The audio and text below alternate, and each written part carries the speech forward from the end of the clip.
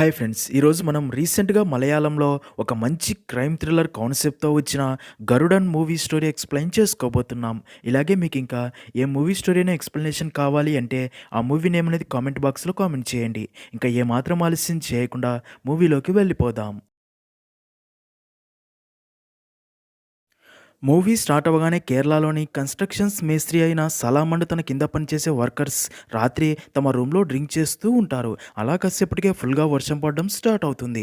అది చూసిన సలాంకి తాము పనిచేసే కన్‌స్ట్రక్షన్ సైట్‌లో కరెంట్ సప్లై చేసే మెయిన్ స్విచ్ ఆఫ్ చేయకుండా వచ్చానేమో అని డౌట్ వచ్చి ఒకవేళ మెయిన్ స్విచ్ ఆన్‌లో ఉంటే ప్రాబ్లమ్ అవుతుంది అని తన వర్కర్స్‌కి అదే విషయం చెప్పి చూసి రావడానికి కన్‌స్ట్రక్షన్ సైట్‌కి బయలుదేరి వెళ్లి అలా బిల్డింగ్ యొక్క పవర్ సప్లై మెయిన్ బోర్డ్ దగ్గరికి వెళ్లి చూడగా మెయిన్ స్విచ్ ఆఫ్‌లోనే ఉంటుంది. అది చూసిన సలాం హమ్మయ్య అనుకుని అక్కడి నుంచి వెనక్కి వెళ్ళబోగా అప్పుడే సలాంకి అక్కడే ఒక శబ్దం వినిపించడంతో చీకట్లో అటువైపుగా వెళ్తాడు.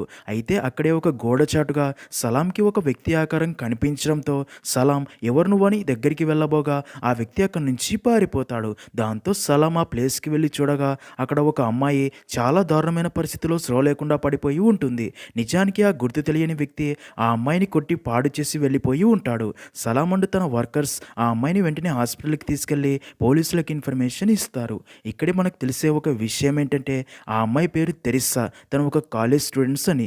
నిజానికి కొన్ని గంటల ముందే తెరిస్సా చదివే కాలేజ్‌లో యూత్ ఫెస్టివల్ ప్రోగ్రామ్ కోసం తెరిస్సా తన డాన్స్ ప్రాక్టీస్ రిహార్సల్స్ చేసి ఇంటికి తిరిగి ఒంటరిగా వెళ్తూ ఉండగా అప్పుడే తెరిస్సాని ఎవరో కిడ్నాప్ చేసి ఇలా చేశాడు అని తెలుస్తుంది. నెక్స్ట్ సీన్‌లో ఈ విషయం తెలిసిన పోలీసులు తెరిస్సా క్లాస్‌మేట్స్ అండ్ టీచర్స్ అలాగే తెరిస్సా ఫాదర్ అయిన రిటైర్డ్ కర్నల్ ఫిలిప్ హాస్పిటల్ దగ్గరికి చేరుకుంటారు.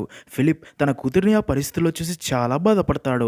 ఇంకా ఈ కేసు ఇన్వెస్టిగేషన్ చేయడానికి మన మూవీలో మెయిన్ క్యారెక్టర్ అయిన డీసీపీ హరీష్ అక్కడికి చేరుకొని కేసు ఇన్వెస్టిగేషన్ స్టార్ట్ చేస్తాడు. అలా తెరిస్సాకి ట్రీట్మెంట్ చేసిన డాక్టర్ బయటికి వచ్చి డీసీపీ హరీష్‌తో తన పరిస్థితి చాలా సీరియస్‌గా ఉందని, తనని రేప్ కూడా చేశారు అని, ప్రజెంట్ తెరిస్సా కోమాలోకి వెళ్ళిపోయిందని చెప్తాడు. అది విన్నా అక్కడే ఉన్న తెరిస్సా ఫాదర్ మరింత బాధపడతాడు. తర్వాత పోలీసులు సలాంని ఎంక్వైరీ చేయగా జరిగిందంతా చెప్తాడు. అలాగే అక్కడి నైట్ వాచ్మెన్ రాత్రి 9కి వచ్చి ఉదయాన్నే వెళ్ళిపోతాడు. నైట్ వాచ్మెన్ అక్కడికి రాకముందే ఇదంతా జరిగిందని చెప్తాడు. అదంతా విన్న డీసీపీ హరీష్‌కి క్రిమినల్ ఇదంతా పక్కా ప్లాన్‌తోనే చేశాడని క్లారిటీ వస్తుంది. ఇంకా తర్వాత హరీష్ డాక్టర్‌ని కలిసి అక్కడ ఏవైనా క్లూస్ దొరికాయా అని అడగ్గా దానికి డాక్టర్ తెరిస్సా బాడీ నుంచి సీమెన్ శాంపిల్స్ అయితే దొరికింది. ఇంకా తన మెడకి చుట్టి చంపిన ఈ గొలుసు మీద ఎలాంటి ఫింగర్ ప్రింట్స్ దొరకలేదు అని చెప్తుంది.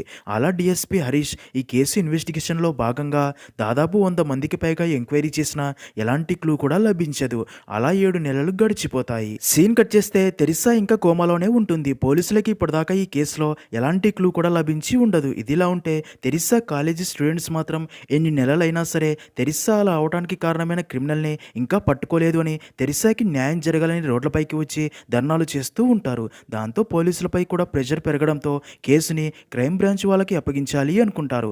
అయితే ఈ విషయం తెలిసిన డీఎస్పీ హరీష్ తనకి చివరి అవకాశం ఇవ్వమని, ఎలాగైనా క్రిమినల్ని కనిపెట్టి కేసు క్లోజ్ చేస్తా అని చెప్పి తన టీంని పిలిచి ఈ కేసులో మనం క్రిమినల్ని పట్టుకునేందుకు ఒకే దారి ఉంది. అదేంటంటే తెరిస్సా బాడీలో దొరికిన సీమెన్ శాంపిల్ దొరికింది కదా, దానికి సంబంధించిన డిఎన్ఏ రిపోర్ట్ మన దగ్గర ఉంది.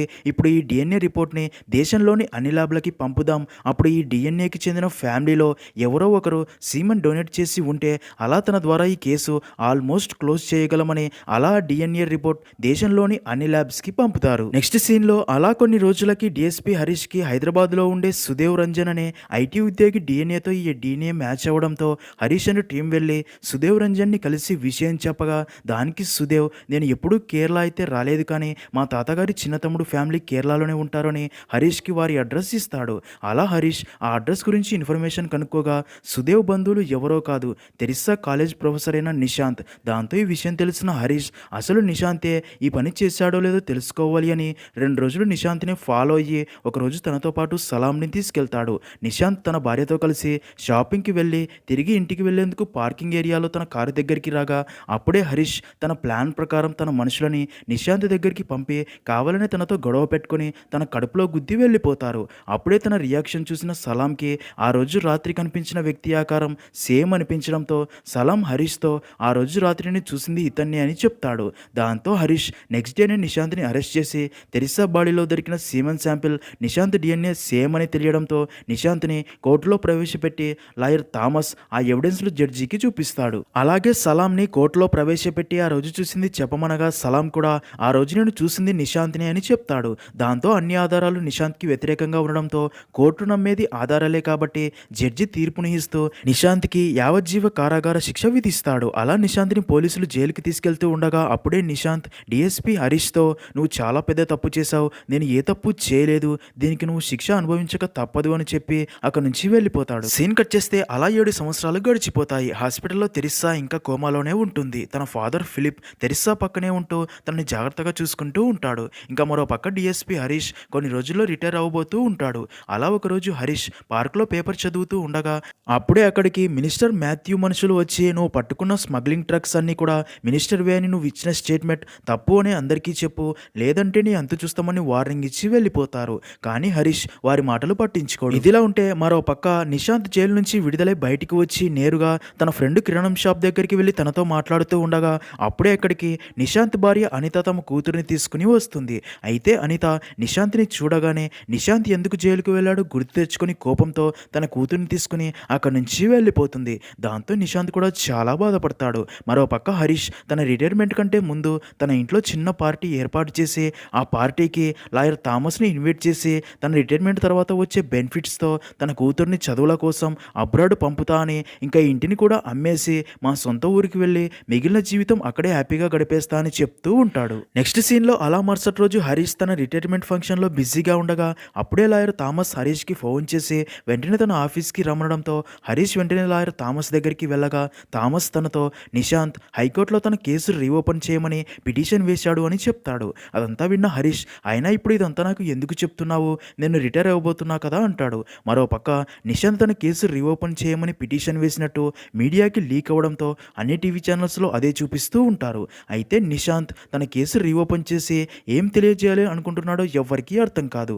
లాయర్ థామస్ హరీష్తో ఈ కేసులో మన ప్రైమ్ విట్నెస్ సలాం ఎక్కడ ఉన్నాడో తెలియట్లేదు, ఈ కేసులో మనకి సలాం సాక్ష్యం చాలా ఇంపార్టెంట్, ఒకవేళ నిశాంత్ సలాంకి డబ్బు ఆశ చూపి సాక్ష్యం తనకి అనుకూలంగా చెప్పించుకుంటే మనకే ప్రాబ్లం అని చెప్పడంతో అది విన్న హరీష్ బాగా ఆలోచించి వెంటనే సలాం ఇంటికి వెళ్ళి వారి ఫ్యామిలీని అడిగి ప్రస్తుతం సలాం ఎక్కడ వర్క్ చేస్తున్నాడో తెలుసుకుని తనని తీసుకుని వస్తాడు. సీన్ కట్ చేస్తే మరుసటి రోజు అలా హైకోర్టులో కేసు స్టార్ట్ అవుతుంది. నిశాంత్ జడ్జితో నేను జైల్లో 7 ఏళ్ల శిక్ష అనుభవించేటప్పుడే సెంట్రల్ లా పాలసీ ద్వారా నేను లా డిగ్రీ కంప్లీట్ చేశాను, అందుకే ఇప్పుడు నా కేసును నేనే వాదించుకోవడానికి పర్మిషన్ ఇవ్వాల్సిందిగా కోరతాడు. అది విన్న జడ్జి నిశాంత్కి పర్మిషన్ ఇవ్వడంతో నిశాంత్ మొదట ఈ కేసులో ప్రైమ్ ఐ విట్నెస్ అయిన సలాంని పిలిచి గత కొన్ని రోజులుగా నువ్వు ఎక్కడ ఉంటున్నావని అడగ్గా దానికి సలాం నేను ఒక కన్స్ట్రక్షన్ వర్క్ కోసం కోయంబత్తూరులో ఉంటున్నా అని చెప్తాడు.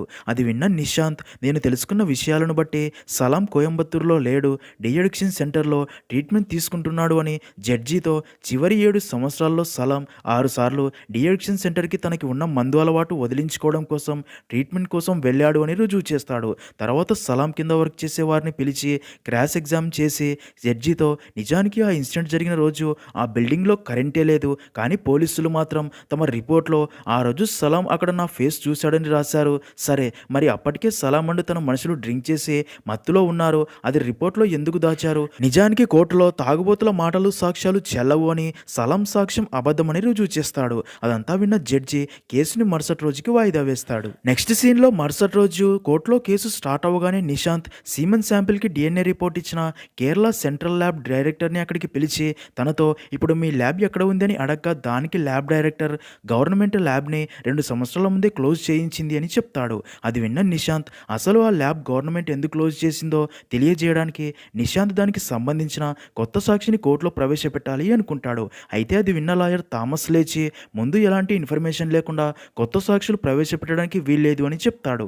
అది విన్న నిశాంత్ జడ్జితో ఈ కేసు వల్ల నా ఉద్యోగం పరువు ఫ్యామిలీ అన్నీ కోల్పోయాను, అందుకే కొత్త సాక్షిని కోర్టులో ప్రవేశపెట్టేందుకు పర్మిషన్ అడిగి అలాగే ఈ కేసు క్లోజ్ అయ్యేదాకా బార్ కౌన్సిల్లో అడ్వకేట్గా ప్రాక్టీస్ చేసుకోవడానికి పర్మిషన్ ఇవ్వమని రిక్వెస్ట్ చేయడంతో జడ్జి తన రిక్వెస్ట్ని యాక్సెప్ట్ చేసి బార్ కౌన్సిల్ నుండి టెంపరీ లైసెన్స్ ఇప్పిస్తాడు. సీన్ కట్ చేస్తే మళ్ళీ కోర్టులో కేసు స్టార్ట్ అవ్వగా నిశాంత్ కొత్త సాక్షి అయిన ఇస్మిత అనే మహిళని బోన్లోకి పిలిచి జరిగింది చెప్పమని అడగ్గా దానికి ఇస్మిత కొన్ని సంవత్సరాల ముందు నా కూతురి పెటర్నిటీ గురించి ఒక కేసు ఫైల్ చేశాను, కేరళ సెంట్రల్ ల్యాబ్ నుంచి నాకు ఒక డిఎన్ఏ రిపోర్ట్ ఇచ్చారు, అయితే అది తప్పు అని నేను హైకోర్టులో కేసు ఫైల్ చేయగా హైకోర్టు వారు హైదరాబాద్ అండ్ ఢిల్లీలోని ల్యాబ్స్లో మళ్ళీ రిపోర్ట్స్ తీయించగా కేరళ ల్యాబ్ ఇచ్చిన డిఎన్ఏ రిపోర్ట్కి హైదరాబాద్ అండ్ ఢిల్లీలోని ల్యాబ్కి ఇచ్చిన రిపోర్ట్కి పూర్తిగా వేరుగా ఉండడంతో కేరళ ల్యాబ్ తప్పుగా రిపోర్ట్ ఇచ్చిందని కేసు ఫైల్ చేసి ఆ కేసు గెలవడంతో ఆ ల్యాబ్ని గవర్నమెంట్ క్లోజ్ చేసింది అని చెప్తుంది.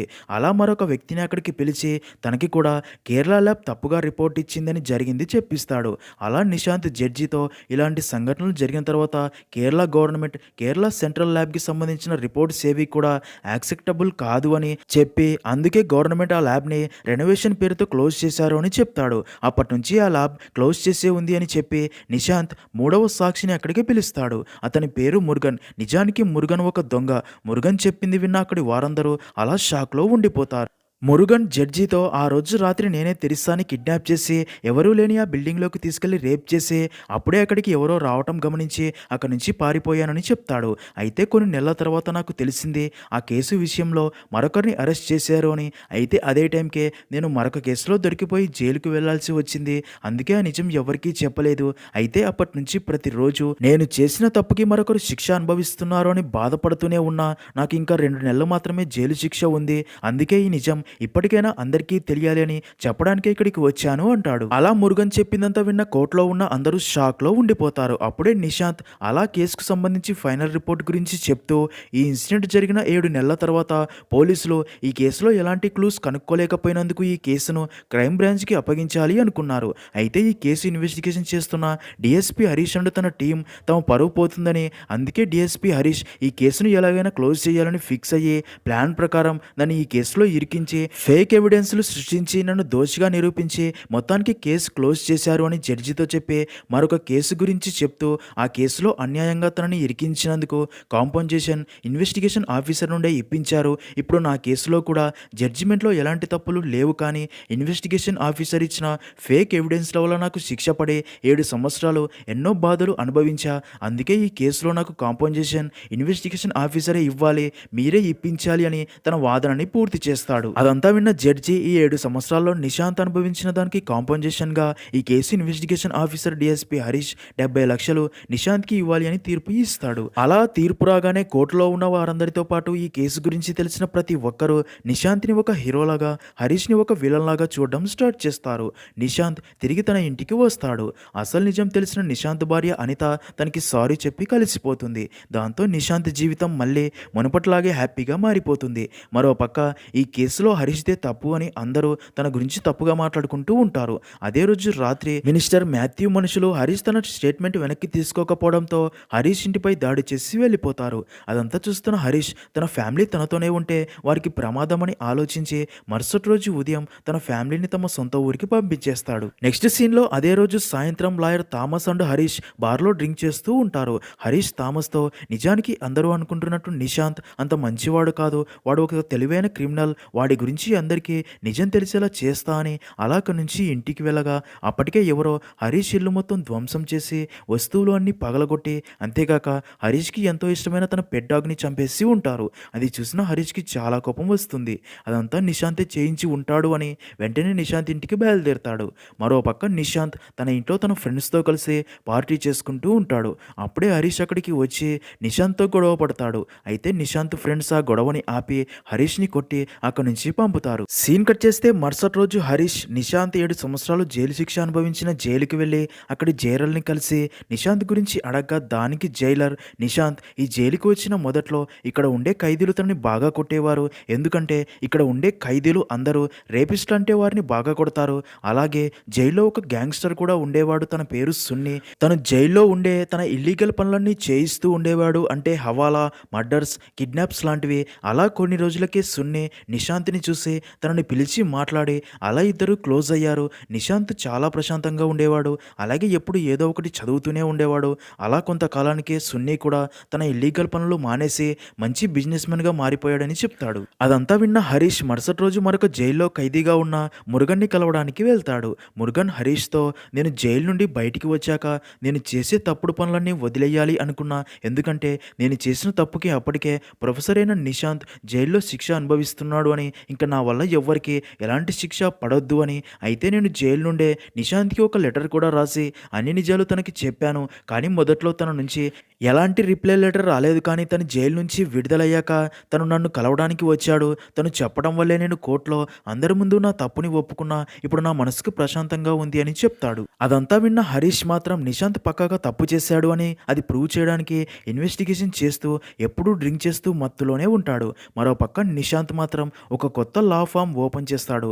అలా నిశాంత్ ఒక సెలబ్రిటీ లాగా టీవీలలో, రేడియో ఛానల్స్లో ఇంటర్వ్యూలు ఇస్తూ తన లైఫ్ ఎంజాయ్ చేస్తూ ఉంటాడు. అలా ఒకరోజు నిశాంత్ ఆఫీస్కి ముగ్గురు లా చదువుతున్న ఫీమేల్ స్టూడెంట్స్ తన దగ్గర ప్రాక్టీస్ కోసం వస్తారు. నిశాంత్ వారితో, నేను ఈ లా ఫామ్ డబ్బులకు సంపాదించడానికి ఓపెన్ చేయలేదు, ప్రతి ఒక్కరికి న్యాయం జరిగేలా చేయడానికి మాత్రమే ఓపెన్ చేశా. ప్రతి కేసుకి నాకు డబ్బు వస్తుంది అనుకోను, అందుకే మీరు ఇక్కడ ఉండాలి, ప్రాక్టీస్ నేర్చుకోవాలి అంటే ఇవన్నీ మేనేజ్ చేసుకోవాలని చెప్తాడు. దానికి ఆ ముగ్గురు స్టూడెంట్స్ ఓకే అని చెప్తారు. మరోపక్క హరీష్ మళ్ళీ సలాంని కలిసేందుకు తన ఇంటికి వెళ్ళగా సలాం హరీష్తో, సార్ నేను ఎన్నోసార్లు మందు మానేయాలని ట్రై చేశా కానీ మానలేకపోయా. కొంతమంది కావాలని నాకు మళ్ళీ మందు కొని ఇచ్చేవారు, అందుకే దాన్ని వదలలేకపోయా అని చెప్తాడు. మరోపక్క హరీష్ భార్య లాయర్ థామస్కి ఫోన్ చేసి హరీష్కి ఎన్నిసార్లు ఫోన్ చేసినా లిఫ్ట్ చేయట్లేదు, తను ఎక్కడ ఉన్నాడని అడగ్గా దానికి థామస్ తను ఆ కేసు గురించే ఆలోచిస్తూ ఎక్కువగా తాగుతూ ఉంటున్నాడు, నేను తనని కలిసి చెప్తాను అని. అలా థామస్ హరీష్ ఇంటికి రాగా అప్పటికే హరీష్ ఫుల్గా డ్రింక్ చేస్తూ మత్తులో ఉండి నిశాంత్ దగ్గర జూనియర్గా జాయిన్ అయిన అసిస్టెంట్ అరుణిమ ఫోటో చూస్తూ ఉంటాడు. అలా థామస్ని చూసిన హరీష్, నేను చాలా రోజులుగా నిశాంత్ని ఫాలో అవుతూ ఇన్వెస్టిగేషన్ చేస్తున్నా, ఈసారి నిశాంత్ నెక్స్ట్ టార్గెట్ తన అసిస్టెంట్ అరుణిమ అనిపిస్తుంది. ఎందుకంటే తను చాలా బ్రిలియంట్, తన దగ్గర ఉంటే నిశాంత్ లోపల దాగి ఉన్న సైకోపాత్ గురించి అరుణిమ పక్కాగా కనిపెడుతుంది. అందుకే నిశాంత్ నెక్స్ట్ టార్గెట్ అరుణిమ, ఈసారి రెడ్ హ్యాండెడ్గా నిశాంత్ని పట్టుకుంటా అని చెప్తాడు. అయితే అదంతా విన్న థామస్ హరీష్తో, నువ్వు ఈ కేసు ఓడిపోవడం వల్ల పూర్తిగా డిప్రెషన్లోకి వెళ్ళిపోతున్నావు, అందుకే ఈ డ్రింక్ చేయడం ఆపేసి ఆ కేసుని మర్చిపో అంటాడు. కానీ హరీష్ మాత్రం తన మాట వినడు. సీన్ కట్ చేస్తే అలా రోజు నుండి హరీష్ అరుణిమనే ఫాలో అవుతూ ఉంటాడు. అలా ఒకరోజు సాయంత్రం అరుణిమ ఆఫీస్ నుండి ఇంటికి వెళ్తూ ఉండగా అప్పుడే అరుణిమని ఎవరో కిడ్నాప్ చేస్తారు. అది దూరం నుండి గమనించిన హరీష్ తనని కాపాడేందుకు అలా వెళ్ళగా స్రో కోల్పోయి పడి ఉన్న అరుణిమకి స్రో వచ్చి హరీష్ని చూసి గట్టిగా అరుస్తుంది. ఎందుకంటే అరుణిమకి తనని కిడ్నాప్ చేయబోయింది హరీషే అనుకుని ఉంటుంది కాబట్టి. అలా అరుణిమ హరీష్ నుండి తప్పించుకొని బయటికి పరిగెత్తగా అప్పుడే అటుగా వచ్చిన పోలీసులు అరుణిమని ఆపి విషయం కనుక్కొని అలా హరీష్ని కొట్టి అరెస్ట్ చేసి పోలీస్ స్టేషన్కి తీసుకెళ్తారు. ఈ విషయం కాస్త మీడియాకి తెలుస్తుంది. అయితే నిశాంత్ కేసు ఓడిపోయిన తర్వాత హరీష్ డిప్రెషన్లోకి వెళ్ళిపోయి ఇలా చేస్తున్నాడు అని తనని అందరూ పిచ్చోడిలా చూస్తారు. నెక్స్ట్ సీన్లో జైల్లో ఉన్న హరీష్ని కలిసేందుకు లాయర్ థామస్ అక్కడికి వచ్చి, నిశాంత్ మీద కేసు ఓడిపోయాక ఎలాగైనా తనపై తప్పు రుజువు చేయాలి అని, నువ్వే నిశాంత్ అసిస్టెంట్ అరుణిమపై అత్యాచారం చేసి అది నిశాంత్పై వేయాలి అనుకున్నావు కదా, కానీ ఇక మీదట నీ కేసును నేను కూడా వాదించను, నేనే కాదు నీ తరపున ఏ లాయర్ కూడా కేసు వాదించడు అని కోపంతో అక్కడి నుంచి వెళ్ళిపోతాడు. అలా హరీష్ తరపున కేసు వాదించడానికి ఎవరూ ముందుకు రాకపోవడంతో ఈ విషయం కాస్త నిశాంత్కి తెలిసి పోలీస్ స్టేషన్కి వచ్చి హరీష్ని కలిసి తనకి ఒక పేపర్ ఇచ్చి సంతకం చేయమని చెప్పి, ఇక మీదట నీ కేసును నేనే వాదిస్తాను అని, కోర్టులో నువ్వు నా మీద కేసు ఓడిపోయాక డిప్రెషన్లోకి వెళ్ళిపోయి ఫుల్గా డ్రింక్ చేస్తూ ఆ మత్తులో ఇలా అనుకోకుండా తప్పు జరిగిపోయిందని చెప్తా అని చెప్పగా అదంతా విన్న హరీష్ నవ్వి మైండ్ బ్లాక్ అయ్యే ట్విస్ట్ ఒకటి రివీల్ చేస్తాడు. హరీష్ నిశాంత్తో, నీకు బాగా పరిచయం ఉన్న ఒమేగా ఇన్ఫోటైన్మెంట్ కంపెనీ గుర్తుంది కదా అని అలా జరిగింది చెప్పడం స్టార్ట్ చేస్తాడు. నిజానికి నిశాంత్ జైల్లో ఉన్నప్పుడు ఒక రోజు సున్ని ఎవరితోనో ఫోన్లో తన డబ్బంతా ఇన్కమ్ ట్యాక్స్ వాళ్ళు ఎక్కడ పట్టుకెళ్ళిపోతారో అని ఏం చేయాలో తెలియక టెన్షన్ పడుతూ ఉంటాడు. ఎందుకంటే అదంతా బ్లాక్ మనీ కాబట్టి. అదంతా చూసిన నిశాంత్కి విషయం అర్థమయ్యి సున్నీతో, మీ బ్లాక్ మనీ మొత్తం ₹1 కూడా ట్యాక్స్ పే చేయకుండా వైట్ మనీగా మారుస్తా అంటాడు. నిజానికి నిశాంత్ కాలేజీలో ఫైనాన్స్ అండ్ ట్యాక్స్ ప్రొఫెసర్ కాబట్టి తనకి అంతా తెలుసు. అది విన్న సున్ని షాక్ అవగా నిశాంత్ తనతో, హవాలా ద్వారా నీ బ్లాక్ మనీ మొత్తం నైజీరియాలోని అబూజా సిటీకి పంపు, అది ట్యాక్స్ ఫ్రీ ఏరియా, అక్కడే ఒక డమ్మీ సాఫ్ట్వేర్ కంపెనీ ఓపెన్ చేయించి తర్వాత ఇక్కడ ఒమేగా ఇన్ఫోటైన్మెంట్ అనే కంపెనీ నీ భార్య మీద స్టార్టప్ చేసి అలా నైజీరియాలో ఉన్న డమ్మీ కంపెనీ ఇండియాలోని కంపెనీతో ఒక ప్రాజెక్ట్ తయారు చేస్తున్నట్లు, ఆ ప్రాజెక్ట్ తయారు చేస్తున్నందుకు నైజీరియాలోని కంపెనీ ఇండియాలోని కంపెనీకి డబ్బు చెల్లిస్తున్నట్లు, నీ బ్లాక్ మనీ మొత్తం ఇక్కడికి వైట్ మనీగా వస్తుందని ఐడియా ఇచ్చి ఉంటాడు. ఇంకేముంది తనకి అంత హెల్ప్ చేసినందుకు అప్పటినుంచి నిశాంత్ అండ్ సున్ని మరింత క్లోజ్ అయిపోయి కలిసిపోతారు. గ్యాంగ్స్టర్ సున్ని కాస్త బిజినెస్ మ్యాన్ సున్నిగా మారిపోతాడు. ఇక్కడి నుంచే నిశాంత్ ఈ కేసులో తన గేమ్ ప్లాన్ స్టార్ట్ చేస్తాడు. అదేంటంటే నిశాంత్ ఈ కేసు నుండి బయటపడేందుకు సున్ని సహాయంతో సలాంకి కావాలనే మందు ఆశ చూపుతూ తాగిస్తూ మళ్ళీ మందు మానేందుకు అని డీ అడిక్షన్ సెంటర్కి వీళ్ళే పంపుతూ ఉంటారు. అంతేకాక కేరళ ల్యాబ్ మీద కేసు వేసిన ఇస్మిత, జాన్ శామ్యూల్ కూడా సున్ని మనుషులే. వీరి వెనక ఉన్నది నిశాంతే. ఇంకా తెరిస్సాని తనే రేప్ చేసినట్లు ఒప్పుకున్న మురుగన్ని కూడా సున్ని మనుషులు కలిసి తనకి అధిక మొత్తంలో డబ్బు ఇస్తా అని డీల్ మాట్లాడి కేసు మొత్తం తన మీద వేసుకునేలా చేసి ఉంటాడు. ఈ అందరికీ సున్ని తరపు నుండే డబ్బు అందినప్పటికీ ఇదంతా నిశాంత్ చెప్తేనే సున్ని చేసి ఉంటాడు. ఎందుకంటే నిశాంత్ని ఈ కేసు నుండి నిర్దోషిగా నిరూపించడానికి. అలా జరిగిందంతా చెప్పి తెరిస్సా కేసు ఇన్వెస్టిగేషన్లోనే నీ ఫుల్ బ్యాక్గ్రౌండ్ చెక్ చేయకుండా చాలా తప్పు చేశా, కానీ ఈసారి ఆ తప్పు చేయలేదు, నీ గురించి ఈసారి మొత్తం తెలుసుకున్నాను, నీకు ఇంకొక విషయం చెప్పనా, ఇది నీ మొదటి క్రైమ్ కాదు అని చెప్పడంతో అది విన్న నిశాంత్ షాక్ అవుతాడు. నిజానికి నువ్వు నీ మొదటి క్రైమ్ 1991 కాలికట్ యూనివర్సిటీలో చదువుతున్న టైంలో సోఫియా సేట్ అనే బ్రిలియంట్ స్టూడెంట్స్ని తన కారులోనే పెట్టి కారుకు నిప్పంటించేసి చంపేశావు. ఇంకా నువ్వు బనారస్ యూనివర్సిటీలో పిహెచ్డి చేస్తున్నప్పుడు అదే యూనివర్సిటీలో ఒక అమ్మాయి కనబడకుండా పోయింది. తను ఏమైందో ఎవ్వరికీ తెలియలేదు. అయితే కొన్ని సంవత్సరాల తర్వాత యూనివర్సిటీలో న్యూ బిల్డింగ్ కోసం తవ్విన గుంతల్లో ఆ కనబడకుండా పోయిన అమ్మాయి స్కెలటన్ దొరికింది. ఇప్పటికి కూడా ఆ అమ్మాయిని చంపింది ఎవరో ఎవరికీ తెలియదు, ఎందుకంటే అది చేసింది కూడా నువ్వే అనగా అది విన్న నిశాంత్ నవ్వే మరొక ట్విస్ట్ రివీల్ చేస్తాడు. నువ్వు నా అన్ని మర్డర్స్ గురించి చెప్పావు, కానీ నేను చదువుకునే రోజుల్లో నా సీనియర్ అయిన ఆశా మాథ్యూ అనే అమ్మాయిని రేప్ చేసి మర్డర్ చేశాను. తన డెడ్ బాడీని పూడ్చిన చోటే తన లవర్ని కూడా చంపి అక్కడే పూడ్చిపెట్టాను. అయితే అందరూ కూడా ఆశ తన లవర్తో లేచిపోయింది అనుకున్నారు, కానీ తర్వాత వారిద్దరిని పూడ్చిన చోటే ఒక మామిడి చెట్టు కూడా నాటాను. అలా కొన్ని సంవత్సరాలకి నేను ఆశా అన్నయ్యని అక్కడికి తీసుకెళ్ళి అలా ఇద్దరం కలిసి ఆ చెట్టు పల్లె తినేవాళ్ళం. ఈ విషయం ఆశా అన్నయ్యకి తెలియదు. అమ్మాయిల్ని చంపుతూ అనుభవిస్తే ఆ ఆనందం ఎంత బాగుంటుందో తెలుసా అని నవ్వుతాడు. అదంతా చూస్తున్న హరీష్కి నిశాంత్ ఒక సైకోపాత్ అని అర్థమవ్వగా నిశాంత్ హరీష్తో ఇదే విధంగా తెరిస్సా విషయంలో కూడా అంతా కామ్గా జరిగిపోతూ ఉండగా అప్పుడే అక్కడికి వచ్చిన సలాం అది చూసేశాడు. దాంతో నా గురించి బయటపడింది. అయినా కానీ ఏం లాభం, నేను బయట నువ్వు లోపల, నీకు నా నెక్స్ట్ టార్గెట్ అరుణిమ అని అర్థమైంది అన్న విషయం నాకు అర్థమై ప్లాన్ చేంజ్ చేశాను. అందుకే అరుణిమ కేసు విషయంలో నిన్నే ఇరికించా.